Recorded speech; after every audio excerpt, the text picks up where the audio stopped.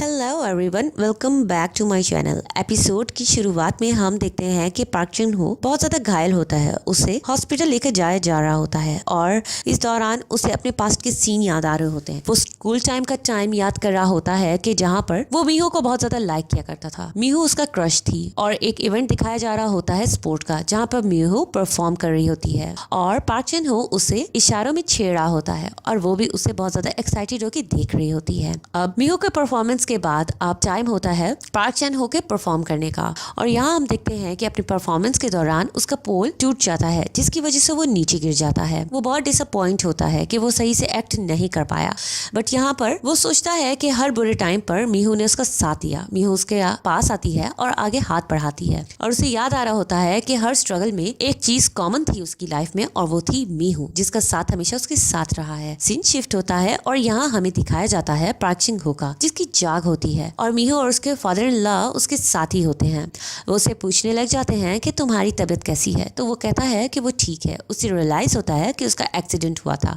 फिर उसे जब सब कुछ याद आता है वो अपने सेल फोन के बारे में पूछता है। मीहू बताती है कि तुम्हारी कार तो बहुत बुरी तरह क्रश हो चुकी है, हमें उसका सेल फोन नहीं मिल पाया। तो वो बहुत परेशान होता है और कहता है कि उसने हर हाल में किसी से बात करनी है। और यहाँ हम देखते हैं कि अब वो जल्दी से रेडी होकर अपने सेल फोन के लिए जा ही रहा होता है कि इतने में पुलिस ऑफिसर्स आ जाते हैं और उसे कहते हैं कि तुम्हें हमने अरेस्ट करना है। वो वजह पूछता है तो वो कहते हैं क्योंकि तुमने ड्रग्स ली हुई थी, तुम्हारे ब्लड टेस्ट में भी प्रूफ हो चुका है कि तुम ड्रग्स लेते हो। ये बात सुन के वो बहुत ज्यादा हैरान होता है और कहने लग जाता है कि ऐसा कुछ भी नहीं है। बट यहाँ हम देखते हैं कि पुलिस ऑफिसर्स उसे अरेस्ट करके ले जाते हैं। यहाँ पर मीहू उसके पास जाती है और उसे कहती है कि वो बिल्कुल भी चिंता ना करे, वो उसे इस मसले से निकलवा लेगी, बस वो उस पर ट्रस्ट करे। सीन शिफ्ट होता है और यहाँ हम देखते हैं कि पार्क चिन हो अब जेल में बैठा होता है। वो सारी बातों को सोच रहा होता है और उसे रियलाइज होता है कि उससे तो ड्रग उस लेडी ने दिया था हॉस्पिटल में। वो बहुत ज्यादा परेशान होता है और फिर वो पुलिस ऑफिसर से रिक्वेस्ट करता है कि उसकी मेयर से मुलाकात कराई जाए। अब यहाँ हम देखते हैं कि मेयर उसके पास आता है तो वो मेयर को बताने लग जाता है कि यकीनन उसे गोंग जी होन ने ही ड्रग देकर फंसाया है। बट यहाँ पर मेयर हैरान होकर उसे पूछता है कि गोंग जी होन ऐसा क्यों करेगा, उसे कैसे पता चला कि तुम इस केस में हो और उसे कैसे पता चला कि तुम्हारी कार में डैश कैम है। तो वो उसे कहता है कि वो उसे मिल चुका है। अब वो समझ जाता है कि उसने यकीनन उससे हेल्प ली होगी। मेयर को गुस्सा आता है तो वो उससे कहता है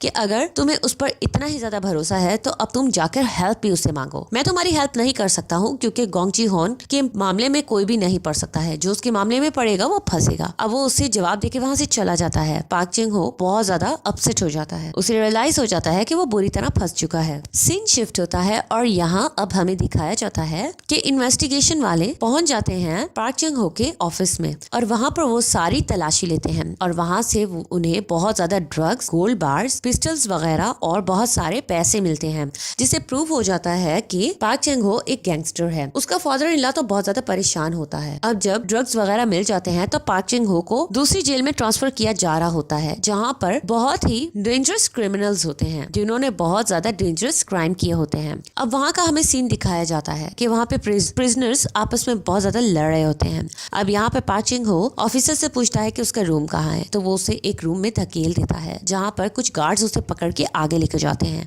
और आगे जाके वो क्या दिखता है कि वहाँ वो तीनों बैठे होते हैं। उनके साथ एक और प्रिजनर बैठा होता है जो कि लीडर लग रहा होता है। अब यहाँ पर हम देखते हैं कि वो तीनों उससे कहने लग जाते हैं कि उसकी हिम्मत कैसी हुई, उसने उन्हें धोखा दिया। पर पार्क चिन हो एक्टिंग करके उन्हें कहता है कि तुम लोगों की हिम्मत कैसे हुई मुझे धमकाने की, मैं लॉयर हूँ और मैं तुम्हें छोड़ूंगा नहीं। इस बात से उन्हें गुस्सा आता है और उनके सारे गार्ड्स मिलकर उसे मारने लग जाते हैं। वो खूब सारा उसे हरास कर रहे होते हैं। सीन शिफ्ट होता है और एक जगह पार्टी दिखाई जाती है जहाँ पे मेयर और गोंग जी होन भी होते हैं और उन दोनों की वाइफ भी होती है। यहाँ पर गोंग जी होन की वाइफ मेयर की वाइफ, जिसका नेम जूही है, उससे बातें सुना रही होती है कि तुम्हारे हॉस्पिटल का मर्डर केस बहुत ज्यादा टेलीविजन पे आ रहा है, अभी तक असल कल्प्रिट पकड़ा नहीं गया है। अब जूही उस हॉस्पिटल की हेड होती है तो वो उसे बातें सुनाने लग जाती है और उसे कहती है कि मैंने भी सुना है कि तुम्हारे हस्बैंड को बिग माउस ने डंप किया है, उसने उसके बहुत से पैसे चोरी किए हैं। अब ये बात सुन के उसकी वाइफ हैरान होती है और अपने हस्बैंड से पूछने लग जाती है कि क्या ये बात सच है। अब यहाँ हम गोंग जी होन को देखते हैं जो कह रहा होता है कि मैंने उसके हस्बैंड को हायर किया है बहुत ज्यादा पैसों से, यानी वो मेयर को बातें सुना रहा होता है और उन्हें उनकी औकात याद दिला रहा होता है। यानी यहाँ से हमें पता चलता है कि ये लोग एक दूसरे को बिल्कुल लाइक नहीं करते हैं। इतने में हम देखते हैं कि एक सेक्रेटरी आता है और मेयर के कान में कुछ बोलता है। वो जल्दी से उठ के न्यूज ऑन करता है और न्यूज में नजर आ रहा होता है कि बिग माउस कौन है, और बिग माउस और कोई नहीं बल्कि पार्क चेंग हो को डिक्लेयर कर दिया जाता है। यहाँ पर ये न्यूज सुन के मेयर भी हैरान हो जाता है और गोंग जी होन भी बहुत ज्यादा हैरान हो जाता है। यहाँ अभी हमें पार्क चेंग हो का दिखाया जाता है जिससे वो तीनों बहुत ज्यादा हरास कर रहे होते हैं और उसे लटका दिया जाता है और उसकी चेयर को खिसकाने लगते हैं। वो बेचारा बहुत ज्यादा उनसे माफी मांग रहा होता है बट वो उनकी कुछ नहीं सुनते और चेयर को खिसका देता है और वो बेचारा लटक जाता है, उसका दम घुटने लग जाता है। इतने में वार्डन को कॉल आती है गोंग जी होन की। वो पार्क चेंग हो का पूछता है तो वो कहता है कि उसे वो तीनों हरास कर रहे हैं। तो वो कहता है कि उसे मरना नहीं चाहिए, अगर वो मरा तो बहुत बुरा होगा सबके लिए, तो बेहतर है उसकी जान बचाओ क्योंकि वो उसके लिए बहुत इंपॉर्टेंट है। उसने उससे पैसे अपने रिकवर करवाने हैं। यहाँ हम देखते हैं कि वार्डन डॉक्टर्स की टीम लेकर वहाँ पर पहुँचता है और जैसे कैसे करके CPR दिलवाकर पार्क चेंग हो को बचवा लेता है। सीन शिफ्ट होता है और यहाँ हम देखते हैं मीहू का और प्रोसिक्यूटर का। वो पार्क चेंग हो से मिलने आते हैं बट वहाँ पर आगे उन्हें यही जवाब देकर भिजवा दिया जाता है कि पार्क चेंग हो किसी से भी मिलना नहीं चाहता है, बेहतर है वो लोग यहाँ से चले जाएं। एंड देन फ्रेंड्स, अब यहाँ पर उसकी वाइफ और प्रोसिक्यूटर परेशान बैठे होते हैं। इतने में हम देखते हैं कि प्रोसिक्यूटर को पार्क चेंग हो के फादर इन लॉ की कॉल आती है और वो उसे कहता है कि तुम साइड पे चलो, मैंने तुमसे बात करनी है। वो साइड पे होता है तो वो उसे कहता है कि मीहू को घर मत लेकर आ रहा, यहाँ सारे जर्नलिस्ट बाहर हैं और वो पार्क चेंग हो को बिग माउस कह रहे हैं। मीहू को जब ये पता चलेगा वो बहुत ज्यादा अपसेट हो जाएगी।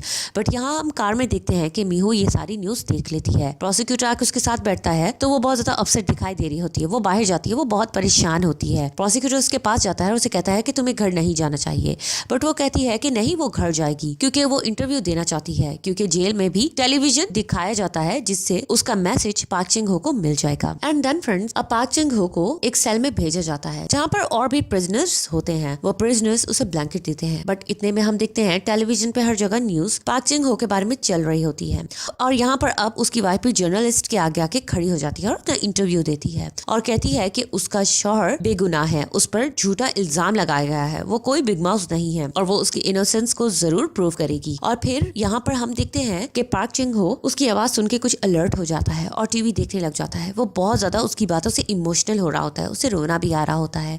यहाँ पर मीहू उसे कहती है कि अगर तुम मेरा मैसेज सुन रहे हो तो गौर से सुनो, मैं तुम पे ट्रस्ट करती हूँ और मैं तुम्हें इस मसले से जरूर निकलवा लूंगी, तुम मुझ पर ट्रस्ट करना और याद रखना कि तुम्हारी एक फैमिली भी है बाहर, और आइंदा से अगर मैं तुमसे मिलने आऊँ और तुमने मुझसे मिलने से इनकार किया तो मैं तुम्हें नहीं छोड़ूंगी, क्योंकि आज मैं तुमसे मिलने आई थी और मुझे अंदर नहीं आने दिया गया। ये बातें सुनकर पार्क चेंग हो बहुत ज्यादा इमोशनल हो जाता है, वो बहुत ज्यादा रोने लग जाता है, उसे मीहू की बहुत ज्यादा याद आ रही होती है। अब यहाँ हम देखते हैं कि पार्क चेंग हो का स्टेटमेंट लेना होता है तो इन्वेस्टिगेटर उसका अब स्टेटमेंट ले रहा होता है। वो उससे लाइट डिटेक्टर के जरिए चेक कर रहा होता है और उससे बहुत से क्वेश्चंस कर रहा होता है और फिर वो उससे पूछता है कि क्या तुम बिग माउस हो, तो वो साफ कहता है वो कोई बिग माउस नहीं है। अगर वो बिग माउस होता तो उसके पास बैंक में बहुत ज्यादा पैसे होते और उससे इतने ज्यादा किराए की प्रॉब्लम्स भी ना आती और वो इतने क्राइसिस में ना होता। यहाँ हम देखते हैं कि बाहर मायर ये सारा अंदर की स्टेटमेंट देख रहा होता है। नेक्स्ट सीन में हम देखते हैं कि अब जब वो वापस आ रहा होता है तो बाहर दिखता है कि हर जगह उसकी यही न्यूज आ रही होती है, क्योंकि बिग माउस बहुत ज्यादा बड़ा गैंगस्टर होता है। उसने अपनी आइडेंटिटी शो नहीं की होती तो अब सब लोग शॉक्ड हो रहे होते हैं कि ये बिग माउस कैसे हो सकता है, ये आम सा लॉयर बिग माउस कैसे निकला और इसने अपनी आइडेंटिटी इतना अरसा कैसे छुपाए रखी। अब हम देखते हैं कि वो जब वापस आता है तो वो तीनों उससे मिलते हैं। वो उससे कहते हैं कि क्या तुम बिग माउस हो। वो उनसे लड़ने लग जाता है और कहता है वो उन्हें नहीं छोड़ेगा। अब इतने में पुलिस ऑफिसर्स उन्हें अलग करते हैं। अब वो तीनों ये परेशान हो रहे होते हैं कि अगर ये वाकई बिग माउस है तो हमारी खैर नहीं होगी, बट वो लोग ये सोच रहे होते हैं ये बिग माउस नहीं हो सकता है। अब वो वापस अपने सेल में आता है तो यहाँ हम देखते हैं कि एक लड़का जेरी वो आके उसके पास बैठता है और उसे कहता है कि मेरे लिए बहुत बड़ा ऑनर है कि तुम मेरे ही सेल में आए हो, मैं तुम्हारा बहुत बड़ा फैन हूँ, मैं तुमसे मिलकर बहुत खुश हुआ हूँ क्योंकि मैं बिग माउस से मिलना चाहता था, मैं उसके कैरेक्टर से इंस्पायर हूँ। अब यहाँ पर पार्क चेंग हो को यकीन नहीं आ रहा होता है। वो कहता है कि ऐसा कुछ नहीं है, वो कोई बिग माउस नहीं है। इतने में साथ बैठा एक प्रिजनर उससे कहता है कि तुम मुझे अपनी डेट ऑफ बर्थ बताओ, बट वो उसे अपनी डेट ऑफ बर्थ नहीं बताता है।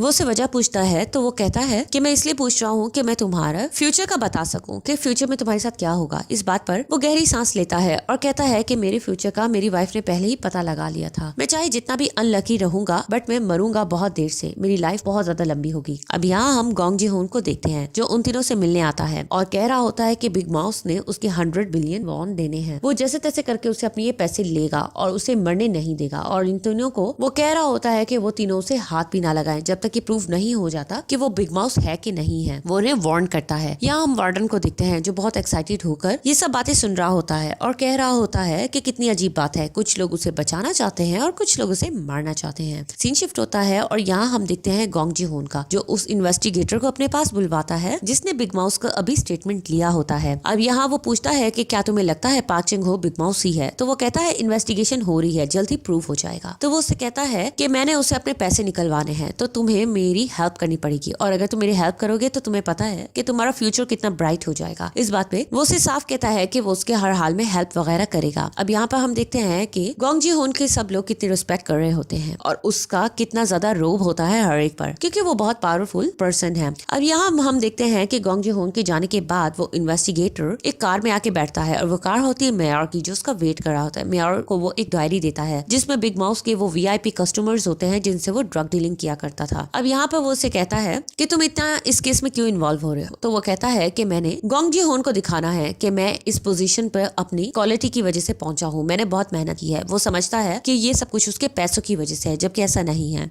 यहाँ पर फिर वो उसे कहता है कि तुम्हें कुछ अलर्ट रहना पड़ेगा। अब यहाँ वो उस इन्वेस्टिगेटर को कहता है तुम मुझे धोखा तो नहीं दोगे ना? तो वो कहता है नहीं, मैं तुम्हें धोखा नहीं दूंगा। फिर वो कहता है क्या तुम्हें सच में लगता है पार्क चेंग हो ही बिग माउस है? तो वो कहता है ये तो इन्वेस्टिगेशन हो रही है, उसके बाद ही पता चलेगा। सीन शिफ्ट होता है और यहाँ हम देखते हैं मीहू का, जो अपने फादर के साथ और प्रोसिक्यूटर्स के साथ बैठकर ये सोच रही होती है कि किसने फंसाया है उसके हस्बैंड को, और उसे थोड़ा सा क्लू मिलता है कि जिस लेडी ने उस रेस्टोरेंट में उसे वो ड्रिंक दी थी वो भी अब गायब है। तो उसे यकीन हो जाता है कि उसके हस्बैंड को ड्रग दी गई है और इस मामले में फंसाया गया है, और उसे सारा कुछ पता चल जाता है कि किस तरह हॉस्पिटल मर्डर केस की वजह से उसके हस्बैंड के लाइफ टेंशन में है। अब उसे समझ आ जाता है कि उसने क्या करना है और उसने हॉस्पिटल में सारा कुछ जाके चेक करना है। यहाँ पर हमें जेल का भी हाल दिखाया जा रहा होता है। सब प्रिजनर्स इस बारे में बात कर रहे होते हैं कि बिग माउस पार्क चेंग हो नहीं हो सकता है, वो एक आम सी शक्ल वाला लॉयर कैसे बिग माउस हो सकता है। अब एक आदमी कहता है कि बिग माउस को उसने देखा है, बिग माउस की कमर पे बहुत बड़ा बिग माउस बना हुआ है, इसलिए उसे बिग माउस कहा जाता है। यहाँ पर एक आदमी कहता है कि बिग माउस तो एक लड़की है और वो बहुत ज्यादा बोल्ड है। अब यहाँ पर हर जगह बिग माउस हो रही होती है तो इस गैंगस्टर को जेलसी फील होती है। अब यहाँ वो खाना खाने के दौरान बहुत ज्यादा गुस्सा करता है और कहता है बिग माउस का नाम मेरे सामने ना लिया जाए। अब वो जाता है और पार्क चेंग हो को खाना खाते हुए डिस्टर्ब करता है, उसकी ट्रे हटाता है और पूछता है कि क्या तुम बिग माउस हो? तो उसे बहुत ज्यादा गुस्सा आता है। पार्क चेंग हो उसे उलझने लगता है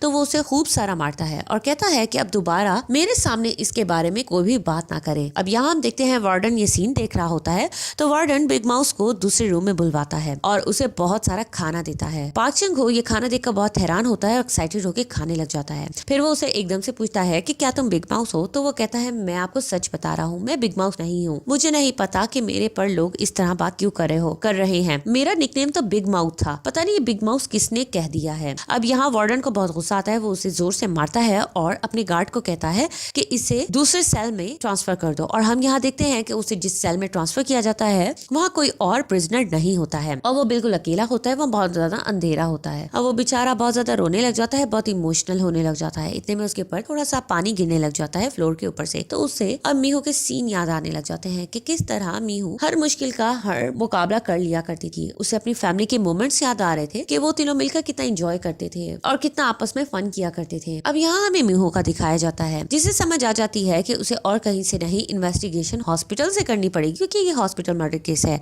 आगे हम देखते हैं कि मीहू से इंटरव्यू मेयर की वाइफ जो कि इस हॉस्पिटल की हेड है वो ले रही होती है और वो मीहू की बातों से इंस्पायर होती है और इसे फौरन अपने हॉस्पिटल के लिए एज ए नर्स हायर कर लेती है। यहाँ हम देखते हैं प्रोसिक्यूटर का जो पार्क चेंग हो से मिलने आता है। पार्क चेंग हो उसे अपनी वाइफ के बारे में पूछता है तो वो कहता है तुम्हारी वाइफ उस हॉस्पिटल में ट्रांसफर हो चुकी है और वो इस बारे में अब इन्वेस्टिगेशन कर रही है। यहाँ पर पार्क चेंग हो बहुत ज्यादा परेशान होता है और प्रोसिक्यूटर को कहता है कि प्लीज उसे इस मामले से दूर रखो वरना वो भी बहुत बुरी तरह फंस जाएगी, मैं नहीं चाहता वो इस मामले में फंसे। प्रोसिक्यूटर कहता है तुम तो जानते हो वो कितना जिद्दी है। तो वो कहता है इसका हल यही एक है, मैं उससे डिवोर्स ले लेता हूँ, इस तरह वो इस मामले से दूर रहेगी। वो कहता है कि तुम ये क्यों कर रहे हो? तो वो कहता है किसी की लाइफ तो बच जाए, मेरी लाइफ तो बर्बाद हो गई है। फिर वो अपने सेल में आता है और पास्ट के बारे में सोचता है कि किस तरह मीहू हमेशा उसका साथ देती थी। वो एक दफा फेल भी हुआ था बट मीहू ने उसे कहा था कि वो उसे दोबारा ट्राई करना चाहिए और उसने अपने बैंक के पैसे दिखाए थे और ऑफर की थी कि वो उसकी सारे फीस वगैरह भर देगी। बट यहाँ पर वो उसे साफ जवाब देकर जाता है कि वो अपनी गर्लफ्रेंड पर इस तरह बोझ नहीं डालना चाहता है। बट वो आगे जाती है और उसे कहती है कि वो उसकी वाइफ बनना चाहती है, वो उससे शादी कर ले तो वो सपोर्ट करने में परेशान नहीं हो। यहाँ हम देखते हैं कि अब थोड़ा फ्यूचर का दिखाया जाता है जहाँ पार्क चेंग हो लॉयर बन चुका होता है और वो उसे कहता है कि उसने अब उसे हमेशा सपोर्ट करना है और वो हमेशा उसे प्रोटेक्ट करेगा। और फिर वो उसे प्रपोज करता है क्योंकि अब उसे उसे उसके साथ जिंदगी बिताने में परेशानी नहीं होगी। ये बातें सोच के वो बहुत ज्यादा रोने लग जाता है। अब यहाँ हम देखते हैं कि पार्क चिंग हो एक लेटर लिखता है जिसमें उसने लिखा होता है मीहू के लिए कि वो सुसाइड करना चाहता है। इतने में वो फॉर्च्यून टेलर उसके पास आता है और कहता है कि तुम अपनी जान लेने के बारे में सोचो। मैं तुम्हें पहले बता दूं कि तुम्हारा जीवन बहुत ज्यादा लंबा है। तुम अगर अपनी लाइफ को खत्म करने के बारे में सोचोगे भी सही तो तुम्हारी लाइफ खत्म नहीं होगी, बल्कि हाँ ये हो सकता है कि तुम अपने हाथ पांव तुड़वा लो और तुम्हें कोई माजूरी हो जाए। तो बेहतर है ऐसा वैसा कुछ भी मत करो, इससे तुम्हारी लाइफ और मुश्किल में पड़ जाएगी। अब यहाँ पार्क चंग हो बहुत परेशान होता है और कहता है मैं तो अपनी लाइफ भी अपनी मर्जी से नहीं ले सकता हूँ। इतने में उसकी नजर इन सब मर्डरर्स पे पड़ती है और वो कहता है कि इस जेल में सारे तो खतरनाक क्रिमिनल्स हैं। मैं अपनी लाइफ लेने के बारे में क्यों सोच रहा हूँ। मैं इन्हें थोड़ा सा प्रोवोक करूंगा और ये खुद मुझे मार डालेंगे और इस तरह मुझे परेशानी नहीं होगी। अब पार्क चंग हो उसी गैंगस्टर को देख रहा होता है। वो उसके पास जाता है और अपना सारा खाना उसके ऊपर गिरा देता है और उसे कहता है कि तुम मुझे मारो। वो उसे बहुत ज्यादा गुस्सा दिखाता है, प्रोवोक कर रहा होता है कि तुम मुझे मारो। तुम मुझे क्यों नहीं मारे, क्या तुम मुझे मारने से डरते हो। अब उसे भी बहुत ज्यादा गुस्सा आता है, वो उसे मारने के लिए आगे बढ़ता है बट पार्क चिंग हो उसे बहुत जोर से पंच करता है जिससे वो बहुत ज्यादा दूर जाके गिर जाता है और निढाल हो जाता है। सब लोग यहाँ हैरान हो जाते हैं कि इसमें कितनी ज्यादा पावर है। और यहाँ हम देखते हैं कि पार्क चिंग हो परेशान हो जाता है उसे मार के, कहता है काश वो इतनी जोर से पंच ना करता। उसने कभी पंच नहीं किया ना, इसलिए उसे अंदाजा नहीं हुआ। अब यहाँ हम देखते हैं कि यहाँ पार्क चिंग हो की एक और क्रिमिनल पर नजर पड़ती है तो वो सोचता है कि नेक्स्ट टारगेट उसका ये है, वो उसे जाके प्रोवोक करेगा। अब जब हम देखते हैं कि वो उसके पास जाता है, उसे प्रोवोक करने लग जाता है और उसे कहता है